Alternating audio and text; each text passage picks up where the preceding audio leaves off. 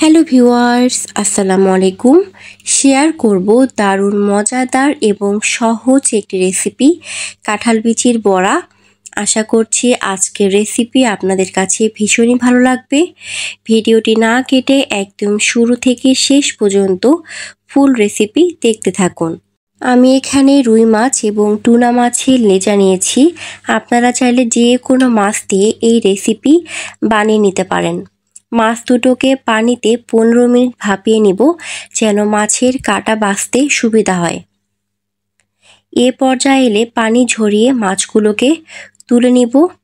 মাছ ঠান্ডা হওয়ার পরে মাছের কাঁটা ছাড়িয়ে নেব। নিয়েছি এখানে পেঁয়াজ, আদা, রসুন, সাথে নিয়েছি এখানে কাঁঠাল বিচি। কাঁঠাল বিচির পরিষ্কার করার পদ্ধতি আমার ফেসবুক পেজ, ইউটিউব চ্যানেলে দেয়া আছে, চাইলে দেখে নিতে পারেন। যারা ইউটিউব থেকে দেখছেন তাদের সুবিধার জন্য আমি এন্ড স্ক্রিন এবং ডেসক্রিপশন বক্সে লিঙ্ক দিয়ে দিব, সেখান থেকেও দেখে নিতে পারেন। তো এ কারণে আমি আর এই ভিডিওতে নতুন করে কাঁঠাল বিচি পরিষ্কার দেখালাম না। তো মাছ ঠান্ডা হয়ে যাওয়ার পরে মাছের কাঁটা পরিষ্কার করে নিব। মাছের চামড়াগুলোকে প্রথমে তুলে নিতে হবে।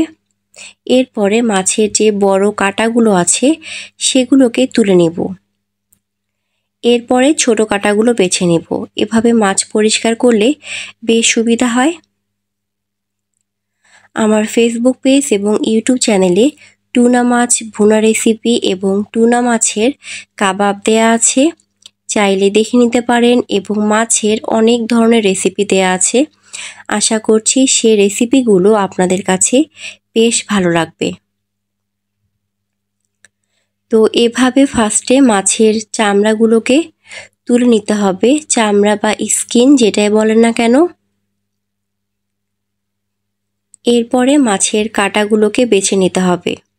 আমার রেসিপি আপনাদের কাছে ভালো লেগে থাকলে আমার ইউটিউব চ্যানেলটিকে সাবস্ক্রাইব করতে পারেন, ফেসবুক পেজটিকে ফলো দিয়ে রাখতে পারেন। আমার চ্যানেলে এবং পেজে রান্নার পাশাপাশি বিভিন্ন ধরনের ক্রাফটিং এবং ড্রয়িং টিউটোরিয়াল ভিডিও পেয়ে যাবেন। আশা করছি সে ভিডিওগুলো আপনাদের কাছে বেশ ভালো লাগবে। তো এভাবে আমি মাছের কাঁটা বেশ ভালো মতো বেছে নিয়েছি। এরপরে কাঁঠাল বিচিগুলোকে মাঝখান থেকে কেটে এভাবে ছোট ছোট করে কেটে নিতে হবে, তাহলে এগুলোকে বাটতে সুবিধা হবে। এভাবে অফ ক্যামেরায় আমি সবগুলো কাঁঠালের বিচি কেটে নিয়েছি। সাথে নিয়েছি এখানে কাঁচামরিচ। এখন সবগুলো উপকরণ একসাথে ব্লেন্ডারে ব্লেন্ড করে নেব। আপনারা চাইলে শিলপাটাও বাটতে পারেন।